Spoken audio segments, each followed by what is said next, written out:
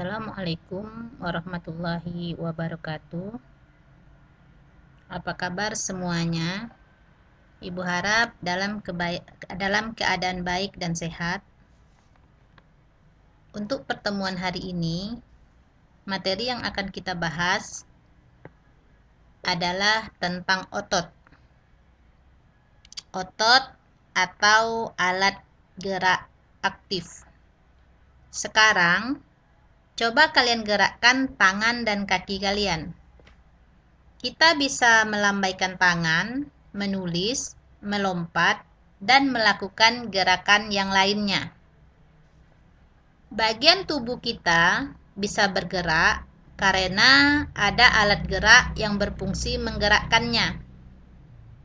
Alat gerak yang berfungsi menggerakkannya ini ada dua, yaitu alat gerak pasif dan alat gerak aktif. Untuk alat gerak pasif, kita sudah bahas pada pertemuan sebelumnya. Alat gerak pasif atau disebut rangka. Untuk hari ini, yang kita bahas adalah alat gerak aktif atau otot. Otot merupakan sekumpulan sel otot yang membentuk jaringan. Atau kalian bisa sebutkan nama lain dari otot ini. Atau terdapat di mana otot ini di tubuh kita. Mungkin kalian pernah melihat seorang binaragawan yang dinilai atau yang dilihat adalah ototnya. Terletak di manakah otot itu? Selama ini, sepengetahuan kita, otot itu letaknya di lengan bagian atas. Padahal, otot itu terletak di seluruh tubuh kita, kecuali bagian rambut dan kuku. Nah, apa nama lain otot itu yang sering disebut sebagai daging? Perhatikan tubuh kalian semua. Terdapat daging semuanya kan? Nah, itulah otot. Pada manusia, jaringan otot ini dibedakan menjadi 3 jenis, yaitu otot polos, otot lurik atau otot rangka, dan otot jantung. Kita akan bahas ciri-ciri dari masing-masing otot ini. Yang pertama, otot polos. Otot polos mempunyai ciri-ciri berbentuk gelendong, memanjang, dan ujungnya runcing. Jumlah inti sel 1 dan terletak di tengah. Tidak mempunyai garis melintang. Bekerja secara involunter. Apa itu involunter? Involunter itu bekerja di luar kesadaran kita atau bekerja di luar kehendak kita. Berikutnya, kecepatan kontraksi lambat, mampu berkontraksi lama, dan tidak cepat lelah.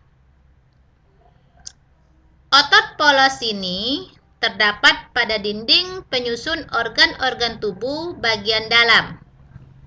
Misalnya, terdapat pada saluran pernapasan, saluran pencernaan, saluran reproduksi, saluran pembuluh darah, dan getah bening. Itu merupakan ciri-ciri dari otot polos. Yang kedua, otot lurik atau otot rangka. Silakan kalian perhatikan gambar dari otot lurik ini.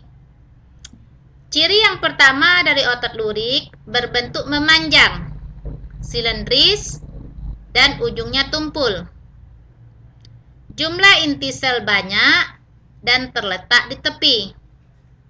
Terdapat garis melintang bekerja secara volunteer. Apa pula volunteer ini? Volunteer ini bekerja secara sadar atau bekerja sesuai dengan kehendak. Ciri berikutnya, kontraksi cepat tetapi mudah lelah.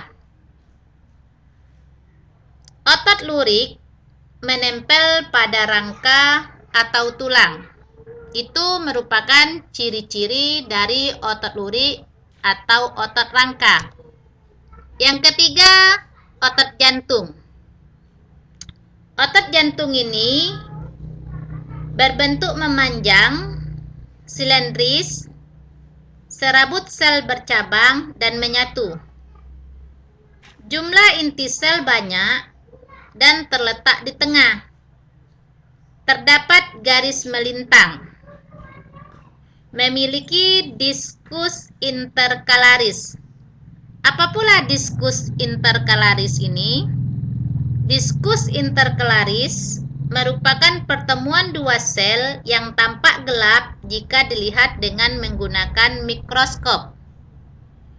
Ciri berikutnya, bekerja secara involunter, bekerja di luar kesadaran kita atau di luar kehendak kita. Kontraksi bersifat kuat dan berirama. Antara serabut otot jantung terdapat cabang yang disebut sinsitisium. Otot jantung terdapat pada dinding jantung. Itu merupakan ciri-ciri otot jantung. Sampai di sini Ibu harap kalian bisa mengerti dan memahaminya. Kalau ada pertanyaan nanti silahkan. Berikutnya, cara kerja otot. Cara kerja otot ini dibedakan menjadi dua, yaitu otot antagonis dan otot sinergis. Untuk otot antagonis merupakan otot yang bekerja berpasangan untuk mendorong terjadinya gerakan yang sifatnya berlawanan. Contoh otot bisep dan otot trisep. Otot bisep adalah otot yang memiliki dua ujung tendon. Tendon itu merupakan hubungan antara tulang dan otot dan terletak di tengah dan terletak di lengan atas bagian depan. Otot bisep adalah otot yang memiliki dua ujung tendon dan terletak di lengan bagian atas yang terdapat di depan.